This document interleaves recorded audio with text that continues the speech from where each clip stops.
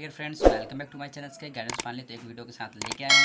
चल सर, एक class 10th 11th की वीडियो है और क्लास 11th के जो मैं भौतिक विज्ञान एग्जामिनेशन जो 2021 में रिसेंटली एग्ज़ाम हुआ है, तो मैं उसके ये क्वेश्चन पेपर को फुल रिव्यू कराने वाला हूँ। तो प्लीज़ अगर आप अभी तक चैनल को सब्सक्राइब नहीं किए हैं तो चैनल को सब्सक्राइब कर ले, बेल आइकन प्रेस कर ले, जिससे हमें वीडियो का नोटिफिकेशन बैक टू बैक मिल सके।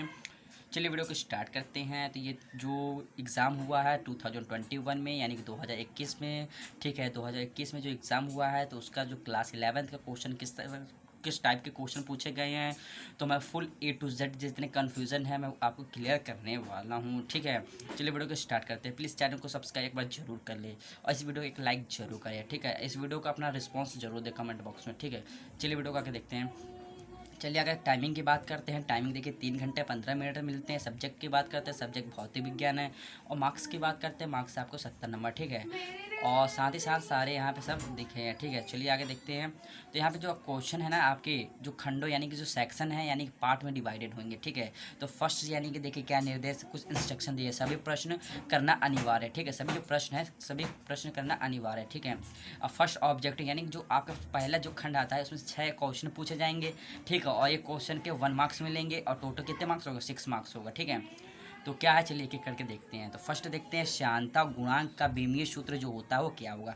जो श्यानता गुणांक होता है ना, उसके जो बीमीय डायमेंशनल जो फॉर्मूलास होते हैं, इसको होता है ml-1 d-1 होता है। ठीक है, नेक्स्ट आगे देखते हैं, खाना में किसी वस्तु पर कार्य करने वाला बल बराबर होता है। अगर कोई वस्तु है उस पर कार्य करने वाला जो बल होता है वो इक्वल क्या होता है, देखिए W इक्वल टू क्या होता है, बल इंटू दूरी यानी कि D। ठीक है, और D के इक्वल हम क्या रखें, F जो होता है F इक्वल टू M होता है, M होता है, और M क्या होता है, M तो द्रव्यमान होता है और ये होता है त्वरण। त्वरण को करेंगे मीटर प्रति सेकंड, अपॉन में टाइम बचेगा, तो ये किसके इक्वल होगा, संवेग परिवर्तन की दर के इक्वल होगा। ठीक है, संवेग परिवर्तन की दर के इक्वल होगा। क्वेश्चन देखते हैं, तो क्वेश्चन नंबर का देखते हैं, क्या निम्न कण एक ही वेग से गतिमान है तो अधिकतम संवेग होगा।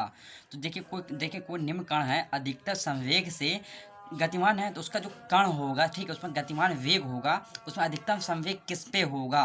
तो इसमें जो अधिकतम वेग संवेग जो होगा वो अल्फा कण पे, क्योंकि अल्फा कण होता है, देखिए अल्फा बीटा और गामा जो होता है, अल्फा सबसे तेज कण होता है। ठीक है, बीटा पे कुछ असर नहीं होता है, और गामा जो है सबसे तेज चलता है। तो इसमें जो सबसे भारी कण अगर आपसे पूछ लिया जाएगा यहाँ पे, तो आप कहेंगे अल्फा कण होता है। सबसे अगर किस पे अधिक संवेग वाला कण होगा तो अल्फा कण होगा। ठीक है, तो इसका ऑप्शन क्या होगा, 6 यानी कि 3 इज राइट ऑप्शन से अल्फा कण होगा। ठीक है, चलिए नेक्स्ट क्वेश्चन देखते हैं। क्वेश्चन नंबर घ क्या है, तो 2.0 kg का एक पिंड है, 0.5 घर्षण गुणांक के क्षैतिज तल पर स्थित है, तो इसमें 6 न्यूटन का बल लगाया जाता है, तो घर्षण बल होगा। और जी की जो वैल्यू दिया है, जी की वैल्यू 10 मीटर प्रति सेकंड स्क्वायर दिया है। ठीक है, तो यहाँ पे कहने का तात्पर्य यह है जी, कोई तात्पर्य यानी कोई पिंड है, ठीक है, कोई पिंड है, एक क्षैतिज ऊपर की ओर मान ली ऊर्ध्वाधर, ऊपर की ओर नॉर्मल फोर्स लगेगा, ठीक है, नीचे की ओर mg लगेगा। ठीक है, इसका जो फॉर्मूला होता है, इसका जो एक फॉर्मूला होता है, ठीक है, इसका जो फॉर्मूला होता है म्यू एस जो होता है आर की जगह आप mg रखेंगे। ठीक है, और इक्वल टू एफ रखेंगे। ठीक है, एफ रखेंगे, इसको जब करेंगे सॉल्व करेंगे तो 10 न्यूटन बल आ जाएगा। कितने आएगा, 10 न्यूटन। ठीक है, 10 न्यूटन आ जाएगा। ठीक है, चलिए नेक्स्ट आगे क्वेश्चन देखते हैं। क्वेश्चन नंबर क्या है, कार्य का एसआई मात्रक होता क्या है। कार्य का जो एसआई मात्रक होता है वो जूल होता है। ठीक है, जूल होता है।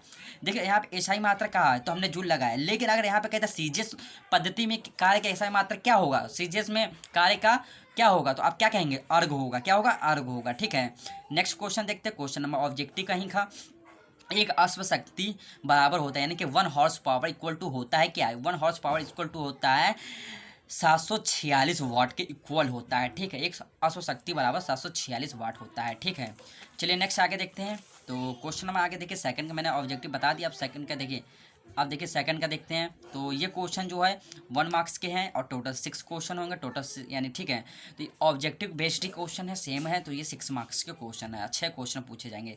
और यहाँ पे देखिए क्या, सभी खंड करना अनिवार्य है। ठीक है, तो सभी खंड करते हैं, तो करते क्या है, कार की छत से धागे द्वारा लटकी गेंद के बाईं ओर मोड़ने पर किस ओर झुकेगी। ठीक है, किस ओर हटेगी, तो जो कार को चल रहा उसके बाईं ओर मोड़ने पे जो इसके केंद्र की ओर झुक जाएगी, तो धागा जो है वो किसके ओर, केंद्र की, यानी उसके सेंटर की ओर, जो मोड़ पे, यहाँ फॉर एग्जांपल यहाँ कोई कार चल रही है, यहाँ पे जब सेंटर की तरफ मुड़ेगा तो इसके सेंटर की ओर झुक जाएगा। ठीक है, सेंटर की ओर, तो ये किस कारण से झुकेगा, ये अभिकेंद्र बल के कारण झुकेगा। ठीक है, आई होप ये क्लियर हुआ होगा।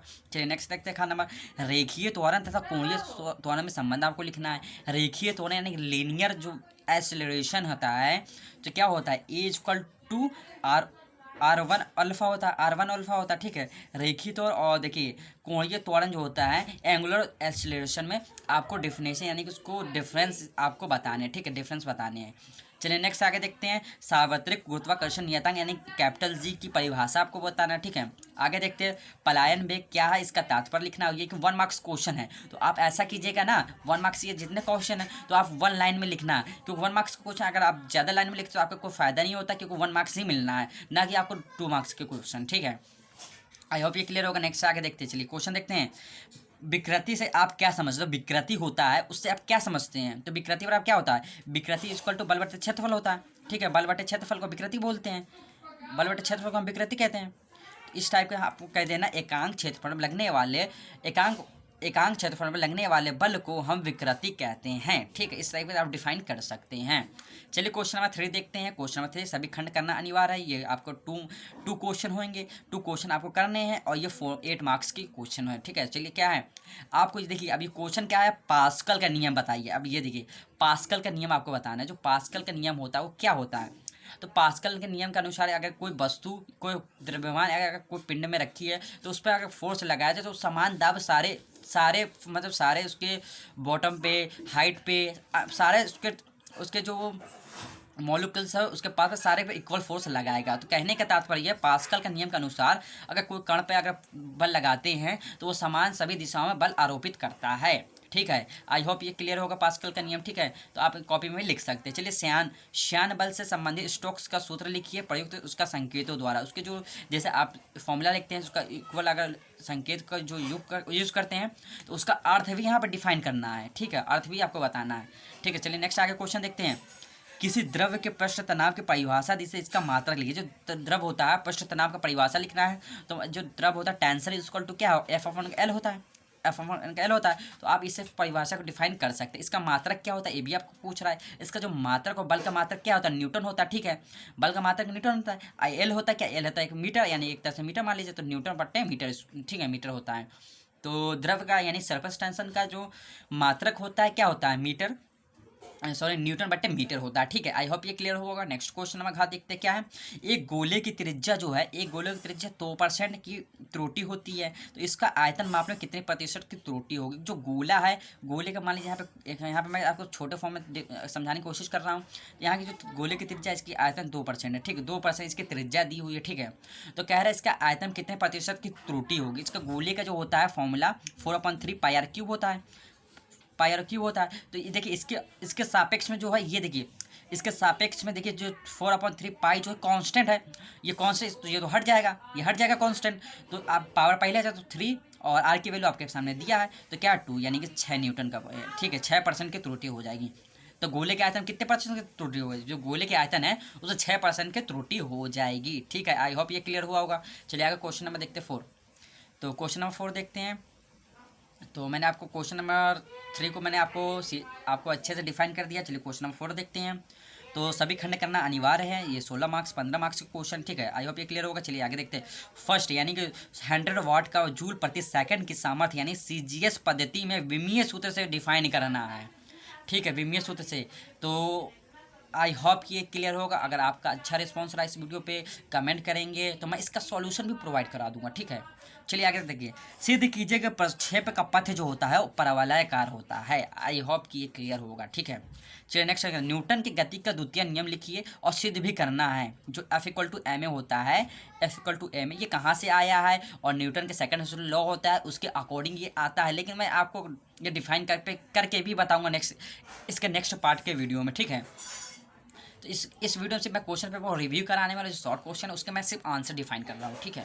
नेक्स्ट क्वेश्चन आगे देखते हैं। चलिए क्वेश्चन नंबर आगे देखिए। घर्षण गुणांक तथा घर्षण कोण जो होता है उसमें सीमांत घर्षण के नियमों का लिखना है। जो घर्षण कोण होता है उसके देखिए म्यू एस जो इक्वल होता है tan थीटा का होता है। तो थीटा इक्वल टू क्या हो जाए, theta equal to mu S, ठीक है, म्यू एस tan इनवर्स हो जाएगा, ठीक है। tan इनवर्स इस तरीके से होगा, आप डिफाइन कर सकते हैं, ठीक है। आई होप ये क्लियर होगा। नेक्स्ट आगे देखते हैं। कार्य ऊर्जा का प्रमेय आपको सिद्ध करना है। जो कार्य ऊर्जा है, work done and energy power के जो चैप्टर्स है उसके अकॉर्डिंग ये क्वेश्चन एक आया यहाँ को देखने को मिल रहा है, तो उसमें से एक उसको डिफाइन करना है, ठीक है। तो नेक्स्ट क्वेश्चन देखते हैं, क्वेश्चन नंबर 5 का देखिए क्या है, तो सभी खंड करना अनिवार्य। ओके, तो चलिए क्वेश्चन नंबर का देखिए 5 का है, तो ये देखिए कितने नंबर का, देखिए 3 है और 3 क्वेश्चन है, ठीक है, 3 क्वेश्चन है और 5 मार्क्स के टोटल कितने हैं, 15 मार्क्स के क्वेश्चन होगा, ठीक है। तो इसमें जितने क्वेश्चन है ये कितने प्रूवमेंट है, यानी कि जो फॉर्मूलाज होते हैं उसे प्रूव करना है। तो आई होप ये क्लियर होगा, मैं आपको बताऊंगा स्टेप बाय स्टेप, देखिए ठीक है। चलिए देखते हैं, तो फर्स्ट क्या है, अभिकेंद्र त्वरण किसे कहते हैं, इसका व्यंजक लिखिए। अभिकेंद्र जो त्वरण होता है, ये देखिए एक सर्कल है, ठीक है, एक सर्कल नहीं कह सकते, ये एक तरह से मान लीजिए सर्कल, ठीक है, एक सर्कल है, इस पे अभिकेंद्र जो त्वरण है, इसके ऊपर जो त्वरण लग रहा है, हमेशा इसका जो वेग है चेंजमेंट हो रहा है, यहाँ पे देखिए वेग चेंजमेंट हो रहा है, ठीक है। तो इसके अंदर एक कोई बल कार्य कर रहा है, इसके अंदर कोई बल कार्य कर रहा है, ठीक है, इसके अंदर जो बल का कोई कार्य कर रहा है, ये रेडियस है, इसको मैंने रेडियस मान लिया, ठीक है, रेडियस मान लिया। इसका जो व्यंजक आपको अभिकेंद्र जो त्वरण होता है, जो अभिकेंद्र त्वरण जो होता है, ए इक्वल टू क्या होगा, ए इक्वल टू अभिकेंद्र, ए इक्वल टू, इसको हम ए डिफाइन कैसे करें, ए इक्वल टू जो होता है अभिकेंद्र त्वरण, तो हम इसको आर ओमेगा स्क्वायर के equal to R omega square, ये आपको क्लियर हुआ होगा, ठीक है। तो ये आपको फॉर्मूला लिखना है, आपको इसको प्रूवमेंट, मैं आपको इसको प्रूव करके भी मैं दिखा सकता हूँ, बट लेकिन टाइम नहीं है मेरे पास, तो मैं आपको सिर्फ क्वेश्चन पेपर को रिव्यू करा रहा हूँ। ओके, चलिए आगे देखते हैं क्वेश्चन। तो क्वेश्चन में खा देखते हैं, जड़त्व आघूर्ण बल, जड़त्व आघूर्ण बल तथा कोणीय त्वरण में संबंध आपको स्थापित करना है, ठीक है। जड़त्व आघूर्ण क्या होता है, कोणीय संबंध में आपको मतलब डेफिनेशन जो होता है फॉर्मूलाज को आपको बताने हैं, ठीक है। तो जड़त्व आघूर्ण और कोणीय जो होता है, इसके फॉर्मूले जो मैं आपको सिर्फ फॉर्मूला को बता दूँ, ठीक है। तो क्या होता है फॉर्मूला में आपको, जड़त्व आघूर्ण मतलब torque equal to I R होता है, ठीक है, आई आर के इक्वल होता है, ठीक है, torque equal to I R के इक्वल होता है जड़त्व आघूर्ण, ठीक है। नेक्स्ट क्वेश्चन देखते हैं, 5 kg द्रव्यमान 0.5 मीटर त्रिज्या की एक डिश अपनी कक्ष के परिध जो है 28 चक्कर प्रति सेकंड की दर से घूर्णन कर रही है, जिसकी कोणीय संवेग में परिवर्तन का ऊर्जा करना है आपको। ये आपको जो न्यूमेरिकल एक देखिए, पूरे ये क्वेश्चन पेपर जितने ये क्वेश्चन पेपर आया है, इसमें पूरे न्यूमेरिकल देखिए एक यही मिला है, बट लेकिन जितने आप ये सब देख रहे हैं, ये जितने ये सब क्वेश्चन देख रहे हैं, ठीक है, आपको क्लियरिटी नहीं दिख रहा है, विजुअल नहीं दिखाई दे रहा होगा, तो 2 मिनट वेट कीजिए। चलिए विजुअल आ जाए इफेक्ट, ओके, तो हाँ आ गया विजुअल, ओके। तो जितने आपको जितनी ये सब चीज़ें हैं, तो इससे तो फॉर्मूलाज प्रूवमेंट है, ठीक है, लेकिन न्यूमेरिकल इस क्वेश्चन पेपर में सिर्फ एक ही दिख रहा है, ठीक है कि नहीं। तो देखिए आप लोग अगर क्लास 11th के स्टूडेंट हैं, तो आप लोग इतना मान के चलिए कि आपको सीधे जो डेरिवेशन होता है उससे तैयार करके जाना है एग्जाम में। बट आप लोग अगर न्यूमेरिकल पे ज़्यादा फोकस करके जाते हैं तो आपको वहाँ से कुछ भला नहीं होने वाला, क्योंकि न्यूमेरिकल जो होता है आपको एक ही जो क्वेश्चन होता है वो 3 मार्क्स के 5 मार्क्स के क्वेश्चन होते हैं, और जितने क्वेश्चन पेपर आपको डेरिवेशन मिलेंगे, ऑब्जेक्टिव क्वेश्चन 5 के मिलेंगे, बस उसी में आपको क्वेश्चन पेपर एंडिंग हो जाएंगे। ओके, तो आई होप ये क्लियर होगा। नेक्स्ट ठीक है, नेक्स्ट आगे देखते हैं, तो नेक्स्ट आगे देखते हैं, तो नेक्स्ट आगे देखिए, चलिए नेक्स्ट क्वेश्चन है, चलिए 5 का ही क्या है, यंग प्रत्यास्था गुणांक का परिभाषित कर, जो यंग प्रत्यास्था गुणांक है उसको परिभाषित करना है, ठीक है। और चलिए आगे देखते हैं, द्रवों के प्रवाह में संबंधित आवृत्ता के संबंध लिखना है, ठीक है। तो आई होप ये क्लियर हुआ होगा। नेक्स्ट आगे देखते हैं, तो चलिए आगे देखते हैं क्वेश्चन। तो क्वेश्चन नंबर 6 देखिए, आदर्श प्रवाह संबंधी बर्नौली का प्रमेय लिख के सिद्ध करना है। तो आप लोग कमेंट करेंगे ना, तो मैं आपको बर्नौली के जो थ्योरम होता है, बर्नौलीज लॉ होता है, मैं उसको स्टेप बाय स्टेप क्लियरिटी बिल्कुल मैं आपको डिफाइन करके मैं आपको बता सकता हूँ। अगर आप एक बार कमेंट करके तो बताइए, ठीक है। और चलिए आगे देखते हैं, अथवा करके ये भी देखिए, आप स्टॉक्स का नियम भी आपको लिखना है, ये कि आप चेकआउट जरूर कर ले एक बार, ठीक है। वीडियो मैं ज़्यादा बताऊँगा तो लंबा चला जाएगा, ठीक है। चलिए आप देखिए, चलिए डायरेक्ट क्वेश्चन नंबर 8 पे आते हैं। क्वेश्चन नंबर 8 पे आते हैं, क्या है, तो ग्रहों के संबंधित केपलर के तीनों नियम को आपको डिफाइन करना है एक दूसरे, देखिए ग्रहों के संबंधित केपलर के तीनों नियम को देखते हुए दूसरे नियम को सिद्ध करना है। जो केपलर के दूसरे नियम है उसको सिद्ध करना है, जो कि 5 मार्क्स के क्वेश्चन होते हैं, ठीक है, जो कि 5 मार्क्स के क्वेश्चन। नेक्स्ट क्वेश्चन देखते हैं, क्वेश्चन नंबर 9 देखते हैं, तो कोणीय संवेग की परिभाषा दीजिए, इसका मात्रक लेके सिद्ध कीजिए कि समय के साथ कोणीय संवेग में परिवर्तन की दर आरोपित बल आघूर्ण के बराबर होता है, जो कि 5 मार्क्स का क्वेश्चन है। नेक्स्ट आगे क्वेश्चन देखते हैं, द्रव्य की बूंद के भीतर द्रव्य के बूंद के जो भीतर अधिक बल का व्यंजक आपको लिखना है, जो कि 5 मार्क्स के क्वेश्चन है, ठीक है।